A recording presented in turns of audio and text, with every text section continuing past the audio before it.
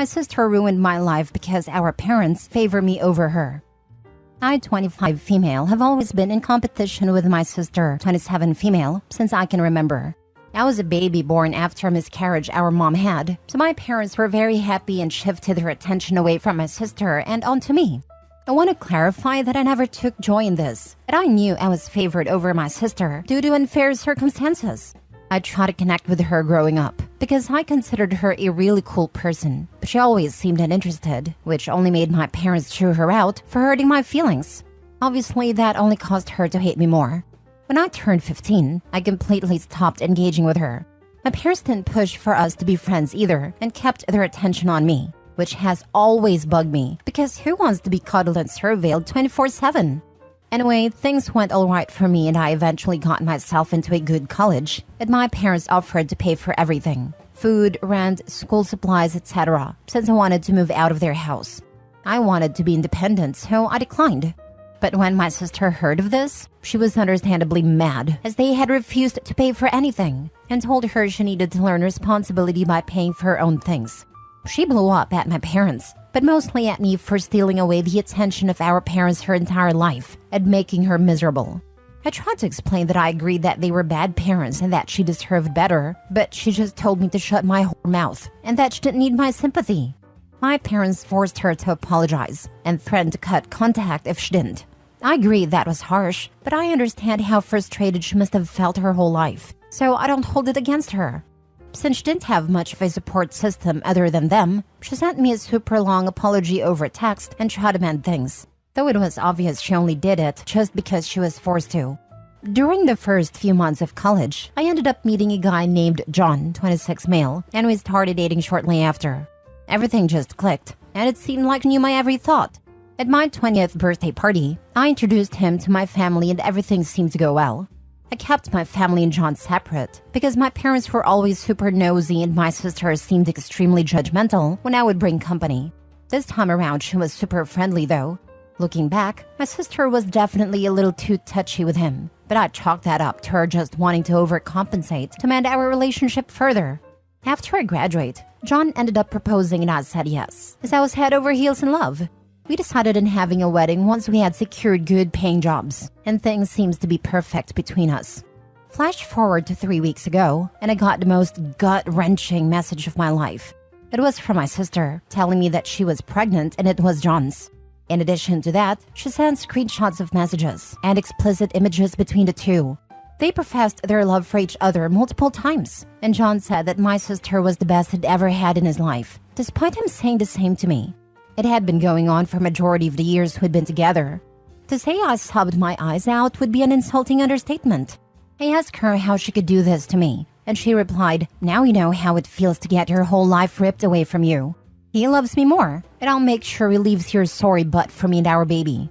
Go cry to our parents and see if I care," and then blocked me before I could respond. I screenshotted a lot of it before she did. The best part I used to call my fiancé came home hours later from work and saw me crying. He begged to know what was wrong and tried to comfort me, but I blew up at him and kicked him out. It's my apartment that we share. He admitted to the affair over text and said he loved me but loved my sister too and had to be there for his child, so the engagement is off. His brother came and took all his stuff, and he hasn't even given me an apology for any of this. I've been crying for almost a month straight, and all I want to do is beat the living crap out of my sister. But I know I would go to jail, especially since she's pregnant. I used to look up to her so much, and I thought that things were finally looking up. But then she decided to backstab me, and for what? Mommy and daddy's love that I never wanted in the first place? I barely even liked my parents either because of their behavior. But I'm the villain? For Pete's sake, you would think an almost 30-year-old woman would seek therapy or talk to me directly about her resentment. But no, she had to sabotage my life for the sake of hers being awful. I can't even feel any sympathy for her anymore, and I just want to go away forever. I have extremely alarming thoughts, but I've just resorted to locking myself in my room all day since I work remotely, and it's calmed down in the last few days. My sister unblocks me occasionally to keep rubbing it in my face that he chose her over me, sending picture of them together and her baby bump.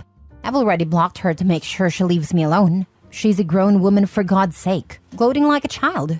If he's willing to cheat on me for so long, I feel incredibly bad for their baby, but definitely not for her. I haven't told my parents yet, and I'm unsure how to even go about it. They'd 100% take my side, but they aren't good people, so I don't want their crappy support. I haven't told my friends, and I don't have a therapist. I want to tell someone, but this is so incredibly humiliating that I can't bring myself to do much but cry and drown myself in work. I saw myself growing old with him and having my sister as a bridesmaid. Like I really thought we'd grown past our issues, but now they're together and left me to fend for myself. Again, this is so goddamn humiliating, but I need to talk to someone. Now for the top comments. Your sister just destroyed her whole life to mess with yours. You will move on from this. Her? She's stuck with a man she doesn't love, just the man she used, that she knows is a cheater, and she's bringing her child into this. She will never be able to get past what she just did to herself. Is she going to brag about how she met him to her kid? His family knows who you are. This will follow her. Her whole life she has made about you, her childhood, her adult years, her future child's life. The fact that you never blamed your sister for being mad at you shows how emotionally mature and compassionate you are. One day you are going to be married to a faithful man that you love more than you thought possible, and you will look at the kids you share, and you will know that your sister just gave you the biggest gift. And you will know it's something that she can never have because she chose to be hateful to someone who didn't do anything to deserve it. Block them. Change your number if you have to. Tell whoever you need to the truth, and tell mutual friends who don't want to know anything about them. And never answer him when he reaches out with regret, because he will. For sure, OP, listen to this. She is and will always be miserable. Until she is happy with herself, she will never be happy with anyone. When her kid misbehaves, it will be your fault for making her go behind your back and get pregnant by your ex-fiancé. When it cheats on her, it will be your fault. All of her choices will always be your fault. When she's still not happy after trying to ruin your life, it will be your fault. She did not make these choices out of love or respect or kindness, and therefore she will never have real love, respect, or kindness in return. I feel horribly sorry for the kid, either going to be neglected or egregiously spoiled.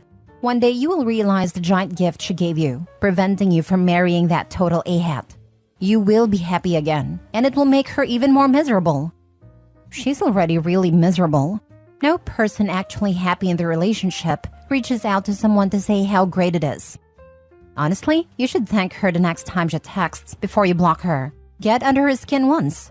Thank you for saving me.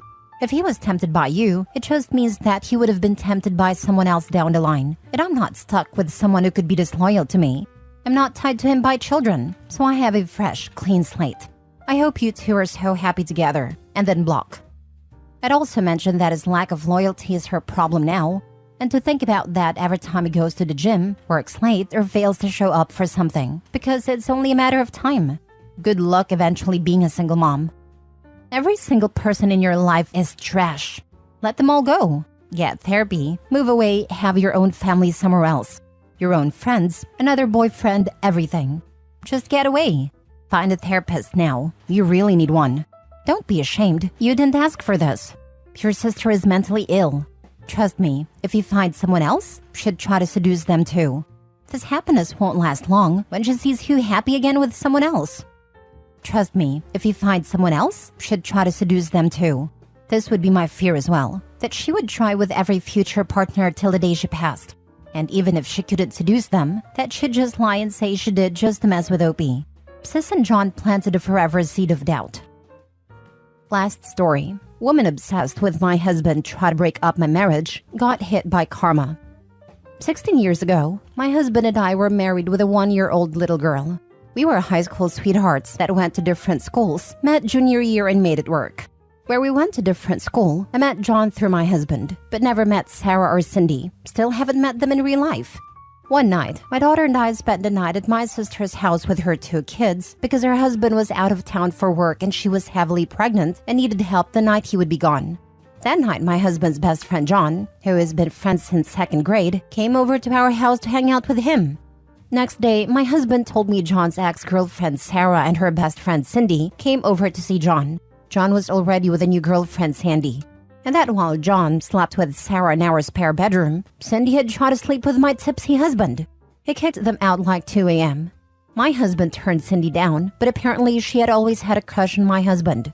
For a year afterward, she would call his phone, Didn't know how she got his number. We changed his number twice. She kept getting it. Calling, playing music, saying lewd things. Even sending emails saying how our daughter needs to be put down so she didn't end up being a witch like me. That they would jump me and bash my daughter's head in if they saw us out alone. Kept sending updates on where I went, asked how my doctor's appointment was, how his tour name was. Creepy stalker stuff. For the longest time, I refused to leave the house without my husband because I was seriously concerned they would hurt my daughter. For a year I felt trapped in my home. I vividly remember being 3 weeks postpartum after an emergency C-section with our second child and just holding my baby and sliding down the wall to sit and cry. Because she had called again. It was 2 or 3 times a week she would call. She always blocked her number and sent the emails from an anonymous email address. For a while, I thought maybe my husband was talking to her. How else would she be getting his new numbers? I lost so much faith in him. I know he was mad about the situation and would scream into the phone to leave us alone. I saved every call log, email, and recorded what I could. I sent an email to her throwaway and said I knew who she was and that I was going to the police for harassment. Spoiler alert, I already tried, but there wasn't enough evidence because she blocked her number and nothing traced back to her. However, we were 20, she was 19, and it scared her enough to leave us alone. 3 months of peace later, and his best friend John came over with Sandy for dinner. Sandy and I were friends, and would talk about everything with the crazies, as we called them. She asked how everything with Cindy was going, and I asked her how she forgave John for sleeping with Sarah. She lost it because she didn't know. He lies, says he didn't, and that my husband got it wrong, that they were just talking. Sandy didn't believe him, and then John screamed at me. This is why I kept giving Cindy's number. She would be a better match for him. My husband threw John out, and they yelled at each other outside for a while. Turns out, John was upset my husband wasn't going out and partying with him. John thought it was me not allowing my husband to go. But that wasn't true. My husband didn't want to go. He preferred to be home with me and our daughter. The few times I went out with John, I practically had to kick him out of the house to get him to go. John couldn't understand it was my husband who didn't want to go clubbing. My husband has never been a clubbing guy. He hates people and loud music. He kicked John out of our lives that night and husband hasn't spoken to him since. We changed his number one last time and never had any other issues. For her part, Cindy got some serious karma. I couldn't help but laugh when I learned she married a guy a year later, had a kid and got cheated on, and then he left her for another woman while she was pregnant. I usually don't enjoy others' misfortunes. However, after the hell she put us through, especially during my pregnancy with our second child, I laughed when I heard. For John, he married Sandy, has 2 kids now, and tried to get back in contact with us 13 years ago after he had his first kid. He wanted to apologize because apparently after having his own kid, he realized how screwed up he was, doing what he did. He called my husband's parents because they still had a landline at a time. My in-laws had already been told years earlier what happened and that under no circumstances were they to give out our numbers to him. So we went to my in-laws, and my husband called him back and told him to never contact our family again. Side note, when husband called John back, we found out Cindy wasn't following us like we thought. John would tell her where we were going. So screw you, John. You and that psycho Cindy. I can't believe Sandy married him. She's very forgiving, definitely. No, she just believed him that nothing happened between him and his ex that night. He convinced her it was a misunderstanding. Did you not hear him confess that he was feeding your information to a woman who threatened your child's life? That seems like something that would make you run. Sandy had already walked out of the house before he screamed that at me. I have no idea what she knew. You didn't tell afterwards? I called her the next day, other than, hey, I didn't get to speak. She kept saying my husband was wrong, that John would never cheat on her, and refused to listen to anything I tried to say and then hung up on me. I haven't spoken to her since. That was 15 years ago. Sandy is the biggest freaking idiot. Perpetual doormat. I'm afraid she's being abused. When we knew them, Sandy always wore the pants of the relationship. What she said went. John was a master manipulator, but she always got her way, no matter what, from what we saw. John only had his grandmother, and Sandy had a huge family. They moved because her parents did, so they would be close to them. So I don't think she was abused. Her dad would have already unalived John if he had. And John's grandmother moved with them. I honestly have no idea what their marriage is like. We blocked their social media after we joined Facebook, and they sent friend requests. her they moved 4 states away about 10 years ago. Well, the end of this story was satisfying to read, I can tell you. I'm sorry she ruined the first few years with your babies. It still affected me for years. I was always worried about taking both kids out by myself. I waited for my husband, mom, or mother-in-law to go with me. It sucked big time, and I still had anxiety when I went into crowded places with my kids.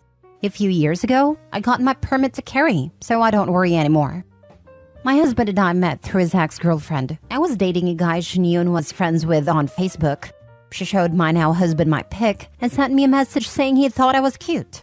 His ex had a tendency to introduce him to acquaintances of hers, knowing they wouldn't work and he would come back to her afterwards. This time that didn't happen. We hit it off right away, and from that point forward it was always us being exclusive. Flash forward a couple of months, she invites us to dinner with her and her boyfriend. I was excited to finally meet her. The entire time she completely ignored me, instead wanting to discuss their relationship and how much fun they had, with me and her boyfriend witnessing this. It got to the point I wanted to climb across the table. Afterwards, I told my boyfriend if he wanted to stay friends with her, I understood. I wanted to be neutral, since they had years-long friendship. To his credit, he stopped talking to her. 3 days ago, she sent a message to my husband on Facebook and he blocked her. We have been together 10 years, married for 8.